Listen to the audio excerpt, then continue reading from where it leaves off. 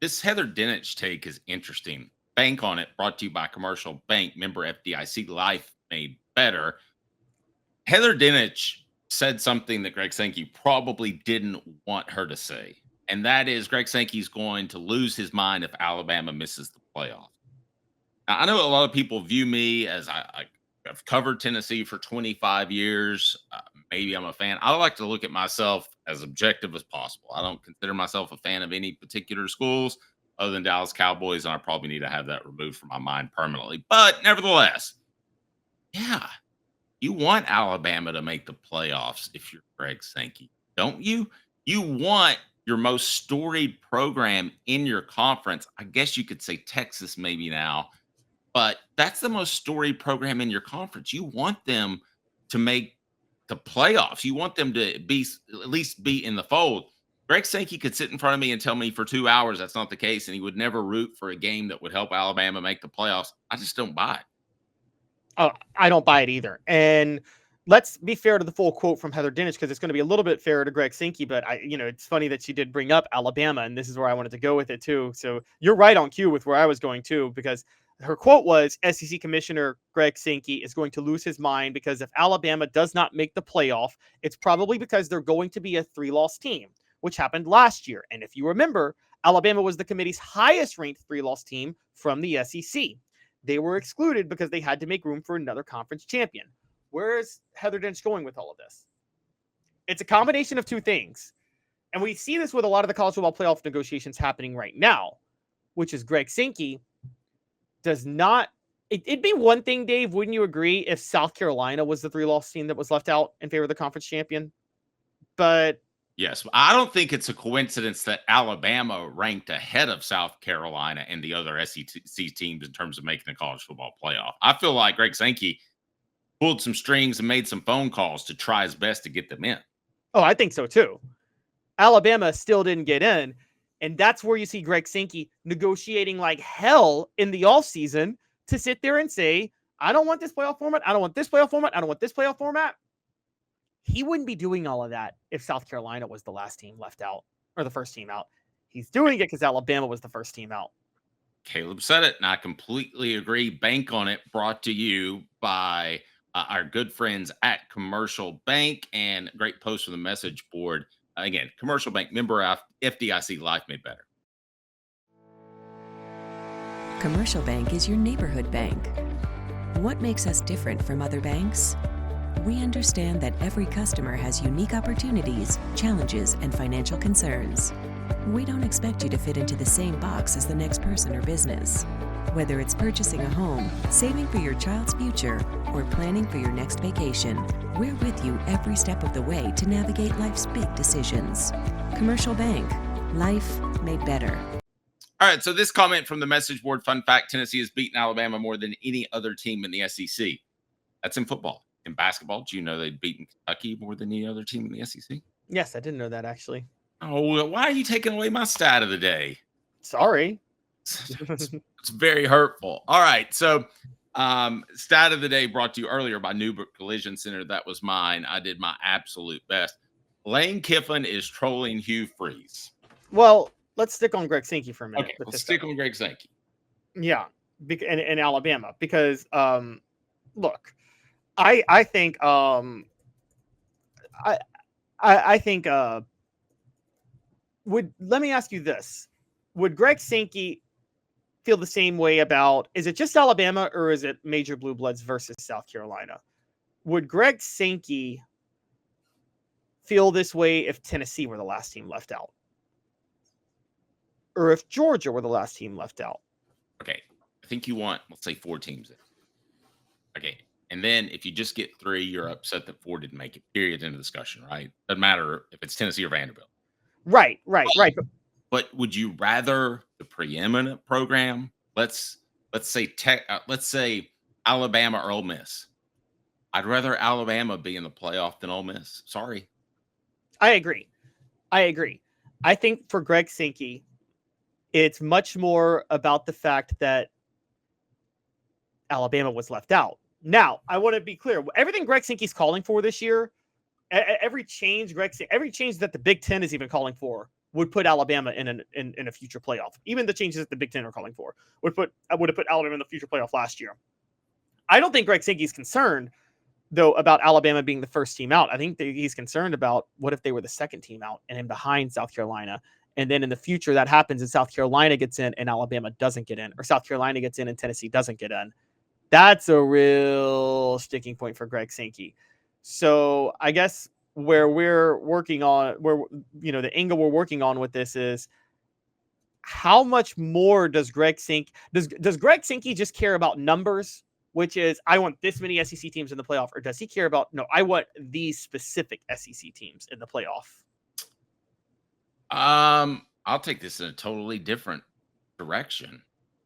I would want the teams to make it from the biggest TV markets and with the biggest fan base.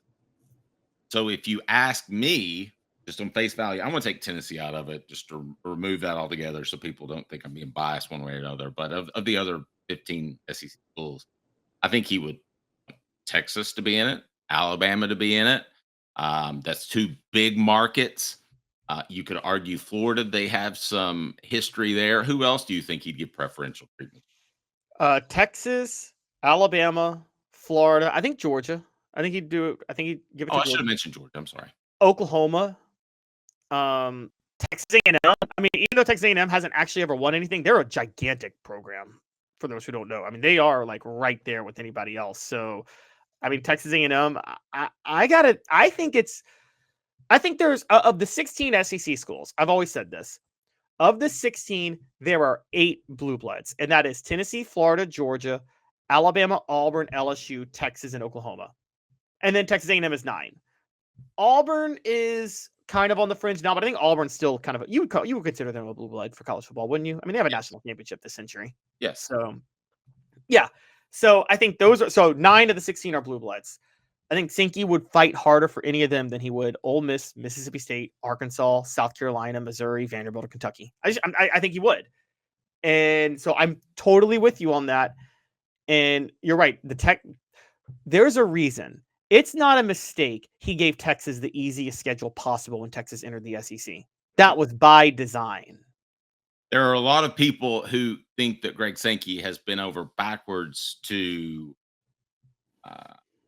prop up Nick Saban. Didn't really need prop up, but look out for Alabama and Nick Saban. So I want to make that our poll question on the YouTube page, if we can, and that is, do you think Greg Sankey looked out for Nick Saban and Alabama?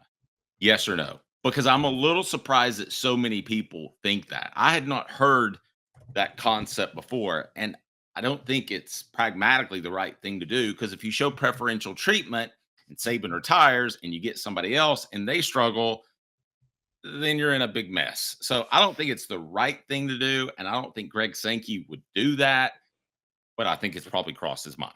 Oh, I think he has, and I'll tell you why I think he has. Okay, let's point this out. Because we are going at Greg Sankey, and we're not going at university presidents, university athletic directors, and university coaches. Greg Sankey answers to university presidents, right? Yes. Okay. How university presidents, and Jimmy Hyams has told us this, university presidents pretty much just sign off on whatever the coaches want at like spring meetings, don't they? They don't actually put in their like 2 cents most of the time. It depends. I mean, some are more of a business-like. Obviously, Kentucky, the basketball coach would have as much pull as the football coach. I wouldn't say that across the board. I don't remember Jimmy saying that specifically, but I definitely wouldn't want to argue because he's covered that event way more than me. Yeah, so the reason I bring that up is basically while he listens to university presidents, he effectively listens to university coaches, football coaches, because the coaches a lot of times make the decisions and the presidents just sign off. Here's where I'm going with that. We know Nick Saban wielded power over the SEC and got a lot of coaches to fall in line with things Nick Saban wanted, because those coaches were thinking, I need to keep this contact in case I need a job in a few years. And so by definition, Greg Sankey was doing the will of Nick Saban because the other SEC universities were doing the will of Nick Saban. Nick Saban didn't just bend Greg Sankey to his will. He bent the entire he bent the entire university, all the universities to his will. I study, Dave. One of the interesting things I study is like I study political history, and people talk about presidents bending things to their will and things like that. Before the 2-term limit on presidents, FDR was president he won 4 elections. By the end of his 3rd term, like, he had the entire justice system in his back pocket because all the judges were appointed by him at that point. So, I mean, it's kind of like he could do what he wanted because he had been president for so long. And Greg Sankey, I mean, Nick Saban had gotten to that point in college football. He could do what he wanted because he had been so successful that every other coach, even if they disagreed with him, was going to bend to his will. Here's why you're so right. Greg Sankey works for school presidents who work for somebody else. Yeah. If you want to take this to the NFL, their commissioner works for the owners who own their team. So they have a call. That's a way different working environment. No, you were right. You were totally right. And eventually you consolidate so much power that everybody listens to you, even if you're not the one in charge. And that's where Nick Saban got to in the SEC. Look, Joe Paterno got that way in the Big Ten. I think you would agree with me on that, right? Yes. At a certain level. I mean, Joe Paterno got to that way in college football. College football listened to Joe Paterno for a while because he wielded so much power. And Nick Saban got that way in the SEC. Thankfully, Nick Saban is a much more high character person than Joe Paterno was, as we found out. But I'm not a fan of Joe Paterno, and I understand why. For Caleb Calhoun, I'm Dave Hooker, the show represented by Banks & Jones, Tennessee's trial attorney, banksandjones.com, as we broadcast live from the Ted Russell Ford and Ted Russell Lincoln studios, tedrussellford.net, tedrusselllincoln.net. This Lane Kiffin troll of Hugh Freeze is absolutely classic and made my day. Give me 2 minutes and I'll tell you about it. But first, give me an update on the poll question, the previous one we had and the one that's up now, Caleb. Well, the previous one we had, I got to pull it up again. Just 1 second because I just ended it a little while ago. Are you worried about Josh Heupel going to Oklahoma one day? No, he's happy. 60%. Doesn't matter. Vols will thrive. 20%. Yes, strong ties. 18%. Now, do you think Greg Sankey looked out for Nick Saban in Alabama? I mean, why did we do this poll? 100% say yes. He did? Well, I don't understand that connection. The Why would connection. you have to look out for Alabama if Nick Saban's that great of a coach? And he is. Is there anything specifically that Sankey did over his time that you look back and say that was not in the best interest of the conference, that was in the best interest of Alabama solely? I think, me personally, there was an argument made that maybe the way the SEC did the scheduling a year ago when they couldn't get to 9 games was because Nick Saban forced the rest of the SEC presidents to go along with him to keep the conference at 8 games. That's one where I would probably land. And that, I mean, Dylan is bringing up a point. I mean, you could bring up some questionable officiating at certain times and things like that with Alabama. And I think that might be the biggest thing. I don't think I don't think Greg Sankey's in a smoke-filled room with a bunch of people like, "How can we make Alabama dominate everybody?" I don't think he's doing that. But I think that there are. I think he's like when you order a cheeseburger and you decide you'd rather have cheddar than American that time. It's not a big difference, but it's a little bit of a difference. It's a little bit of a difference. And I think Nick Saban had a direct line to Greg Sankey's office more than other coaches. Like a red phone, like in Batman back in the day? Exactly. Pretty good. Good post from Dylan. Remember when Hendon got a targeting call and knocked out his teeth in Tuscaloosa in 2021? Yeah, Sankey never Forgot did about that. to punish that player or Alabama. Should he have punished that player? Yes. Everybody else got called for targeting. As a matter of fact, there were multiple times where Tennessee had victims of targeting against Alabama that were not called, but they were called the other way. You can go back to the 2019 game when Tennessee visited Tuscaloosa, and I think Daniel Batuli, maybe it was Darrell Taylor, got kicked out of the game for targeting, but the exact same play happened the other way and was not called. That happened again. Little things like that happened a few times.